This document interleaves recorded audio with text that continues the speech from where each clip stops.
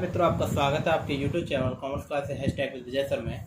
देखिए, आज जो हम अपना वीडियो जो लेक्चर लेके आए हैं वो हमारा वीडियो लेक्चर जो है वो कलेक्शन ऑफ डेटा जो हमारी स्टैटिक्स है इकोनॉमिक्स का, उसमें से थर्ड चैप्टर जो है हमारा कलेक्शन ऑफ डेटा में आज हम नया जो टॉपिक डिस्कस करने वाले हैं उस टॉपिक का नाम है census and sampling investigation techniques.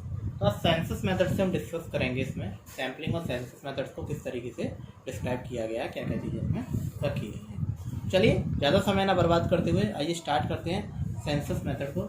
सबसे पहले census method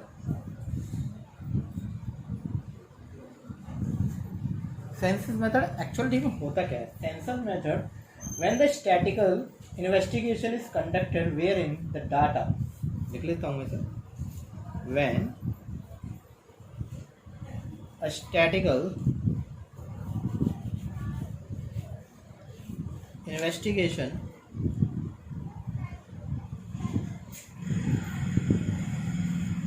and the statistical investigation is conducted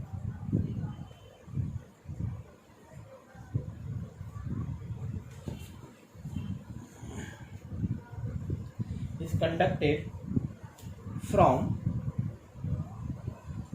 each and every element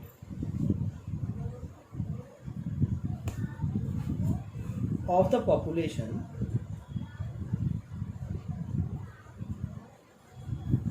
it is known as census method।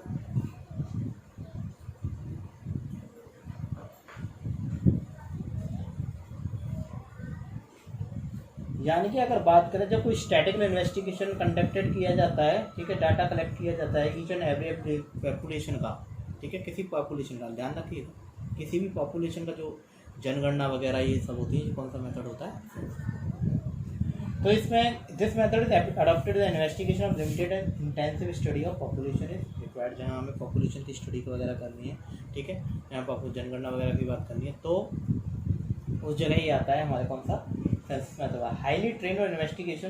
अब इसमें हमें सबसे पहले जो इन्वेस्टिगेटर जो व्यक्ति होंगे ना, जो इन्वेस्टिगेशन कर रहे होंगे, वो बेटर और हाईली क्वालिफाइड और हाईली एजुकेट और एक्यूरेट डिग्री ऑफ स्टैटिक्स देने वाले व्यक्ति होने चाहिए। अब बात करते हैं कि इसकी मेरिट क्या है इस मेथड की। सबसे पहले इसकी मेरिट है कि इंटेंसिव स्टडी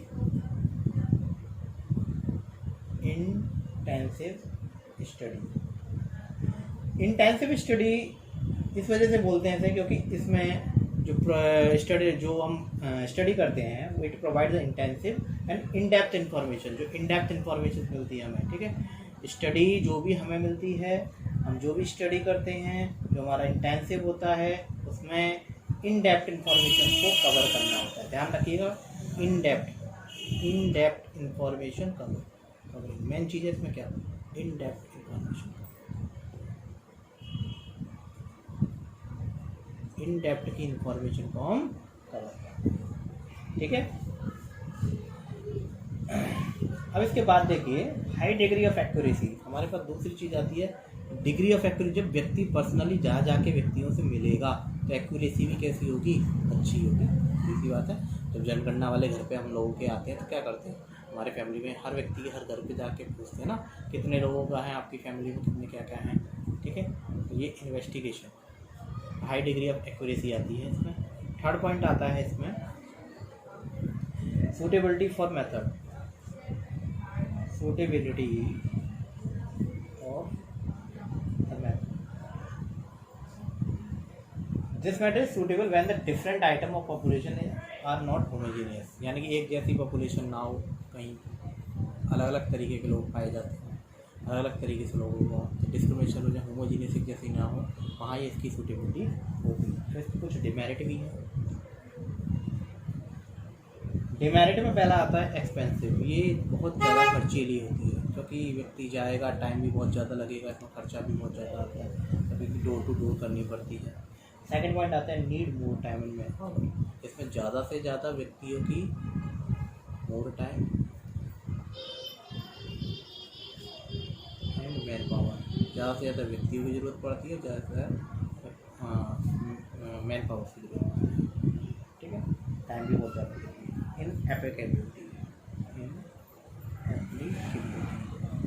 इन एप्लीकेबिलिटीज़ में क्या होता है, इन एप्लीकेबिलिटीज़ में क्या होता है, जब हमारी इसको अप्लाइड तब तक नहीं कर सकते अगर हमारी इनफाइनाइट क्या हो पॉपुलेशन।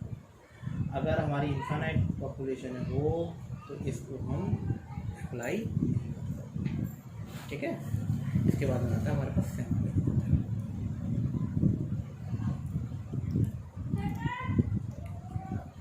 सैम्पलिंग मेथड क्या होता है, जब एक चीज़ में से कोई चीज़ का सैंपल लेके उसको रिप्रेजेंटेटिव मान के पूरी पॉपुलेशन का सेलेक्ट किया जाता है, उसे बोलते हैं सैम्पलिंग मेथड। यानी कि when some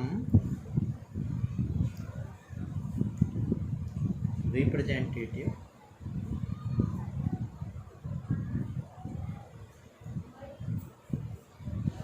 items of a population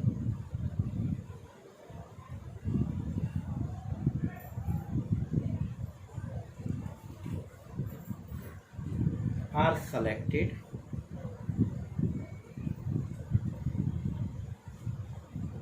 and data collected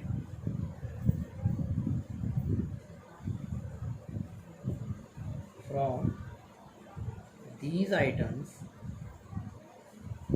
are used for analysis। यानी कि हमने क्या किया, जैसे सपोज मान के चलो एक मुझे गेहूँ या चावल का कुछ चीज़ उठानी है, चावल को मैं हर चावल के दाने को थोड़ी बीनूंगा, क्या करूँगा, थोड़ा सा सैंपल उठा लूँगा, यही मानूंगा जैसा सैंपल मैंने लिया है वही पूरे यूनिवर्स में होगा, जैसा चावल मेरे हाथ में है वही पूरे चावल की बोरी के अंदर होगा। तो क्या मैं पूरी बोरी को थोड़ी एक एक चावल को निकाल के देखूँगा। तो ये मेथड कौन सा मेथड होता है, सैम्पलिंग, ठीक है। ये एक सैंपल को पूरा यूनिवर्स का पार्ट माना जाता है, इसमें सेलेक्ट किया जाता है और आइडेंटिफाई किया जाता है पॉपुलेशन, जो भी सिलेक्टेड है सैंपल किया जाता है उसमें आइडेंटिफाई किया जाता है पॉपुलेशन को। एक good sample smaller than the population is capable to provide reasonable accuracy. Reasonable accuracy को प्रोवाइड करता है एक छोटा सा सैंपल पूरी पॉपुलेशन की, ठीक है। अब हमारे पास अगला आता है factor affecting of size of sample. Factor कौन कौन से इफेक्टिव होते हैं क्योंकि साइज ऑफ सैंपल को इफेक्ट डालते हैं।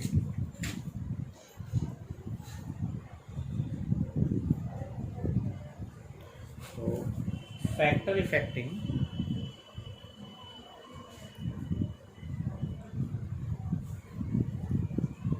Size of sample, size of sample को कौन से फैक्टर इफेक्टिंग डालते हैं। सबसे पहले डालना पड़ेगा हमें, सबसे पहले आता है size of population. Size of population, जितना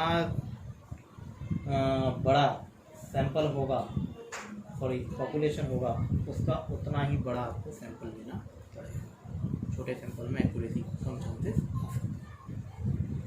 डिग्री ऑफ एक्यूरेसी डिजायर्ड, आपको जितनी डिग्री ऑफ एक्यूरेसी, आप कैसी डिग्री ऑफ एक्यूरेसी चाहते हो, आपको जितनी डिग्री ऑफ एक्यूरेसी चाहिए होगी सैंपल साइज उतना ही बड़ा लेना पड़ेगा। छोटे सैंपल साइज में डिग्री ऑफ एक्यूरेसी की वैल्यू बहुत ज़्यादा कम होती है। थर्ड पॉइंट है हमारे पास होमोजेनिटी, जो ये माना जाएगा कि जो भी आप सैंपल लिया जा रहा है, ठीक है, वो आपके और हाथ में जो है और वो यूनिवर्स में जो है, ठीक है, जैसे मैंने चावल का एग्जांपल दिया था बिल्कुल सेम है, होमोजेनिटी एक जैसा। नेचर ऑफ स्टडी, अगर आप उससे चौथा है हमारे पास नेचर ऑफ स्टडी, आप स्टडी किस तरीके से करना चाह रहे हैं उसको। नेचर ऑफ स्टडी का मतलब है कि आप उस पर अगर इंटेंसिव कंटिन्यूस स्टडी करना चाह रहे हैं तो small sample quite appreciate.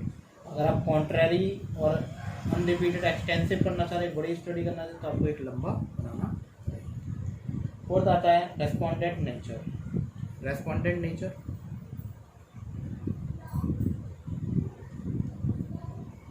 Respondent nature क्या होता है, if it is seen the large sample respondent not to cooperate then the large sample should be selected.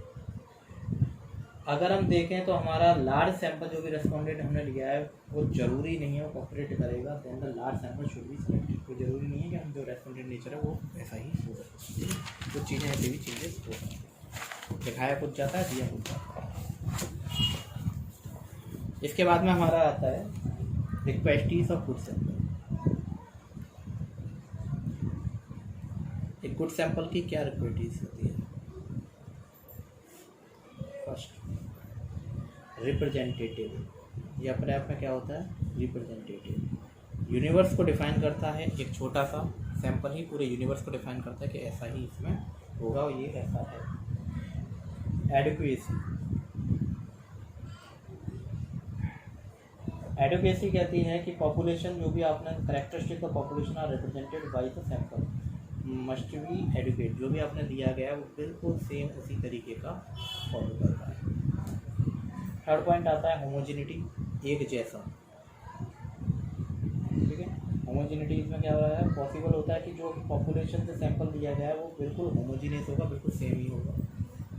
Fourth आता है हमारे पास independent of selected sample unit. Independent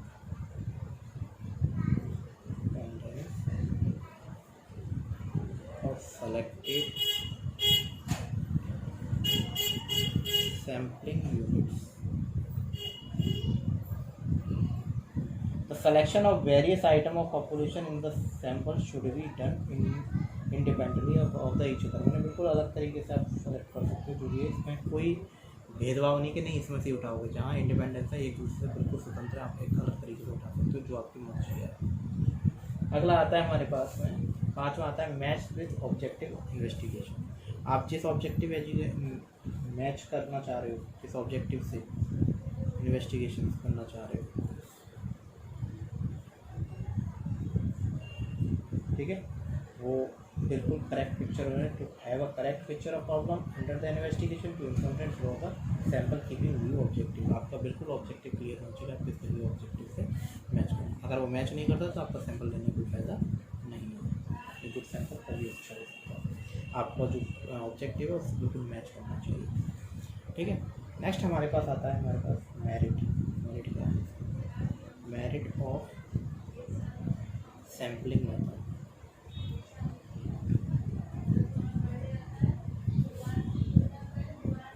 first आता है reduce cost.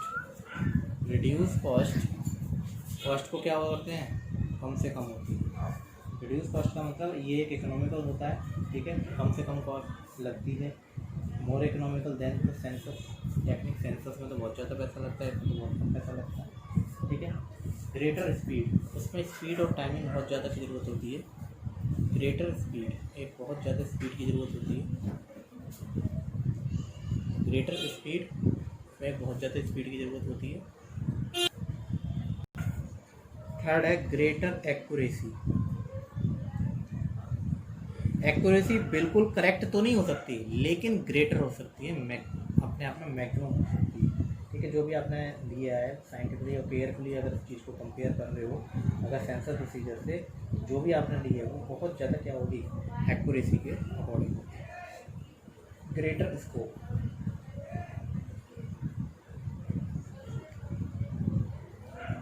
there can be investigation where the highly trained investigation specialized equipment are needed to collect the information। इसके लिए बहुत ज़्यादा हाईली इन्वेस्टिगेशन और ट्रेंड इन्वेस्टिगेटर की ज़रूरत पड़ेगी, जो इक्विपमेंट पूरे जो इंफॉर्मेशन चाहिए हमें, मतलब इंफॉर्मेशन कलेक्ट करने के लिए। In the event to limited availability of the such a personal equipment and census investigation become a difficult. In the such cases of sampling procedure is more readily adaptable than the sensor, यानी easily इससे adopt कर सकते हैं। अगला आता है administrative conventions. Administrative conventions क्या कहता है?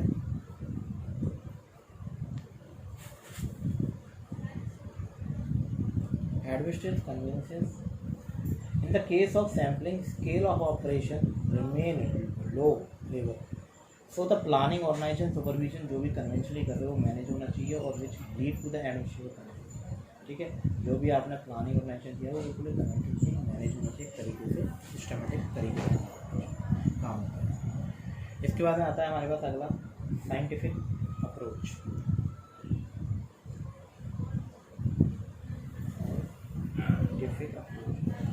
साइंटिफिक अप्रोच कहता है कि sample method investigation more scientific than the census. बिल्कुल साइंटिफिक है, ठीक है।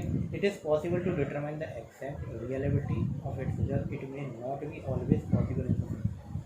ये कहीं ना कहीं रियलिटी तक पहुंच पाता है, जो कि वास्तविकता में जो सेंसस मेथड में, तो सेंसस मेथड में हमारे पास वाइज भी हो सकता है, सेंसस मेथड को हम अपने हिसाब से चेंज भी कर सकते हैं डेटा को, बट इसमें जो आपको है उसकी एक्यूरेसी ज़्यादा रहेगी। ठीक है, इसके बाद में अगला आता है डिटेल इंक्वायरी। ठीक है, इसमें किस चीज़ की